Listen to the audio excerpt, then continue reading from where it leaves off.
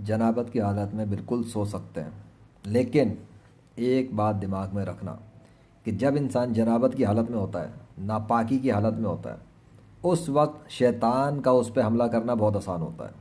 शैतान का भी और वो शरीर जन्नात देव और इफरीत का भी, इवन जादूगरों के भी उस पर असरात डालने के चांसेस ज़्यादा इंक्रीज़ हो जाते हैं।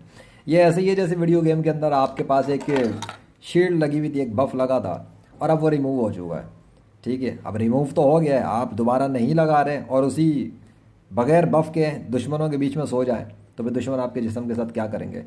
प्लस आपने फिर ना आयतल कुर्सी पढ़ी हो, ना कुल औज़ु बिरब्बिल फलक पढ़ा, ना नास पढ़ी, तो फिर क्या होगा। फिर ये होगा कि जब आप सो जाएंगे तो आपके जिस्म के साथ क्या क्या करेंगे आपको नहीं पता।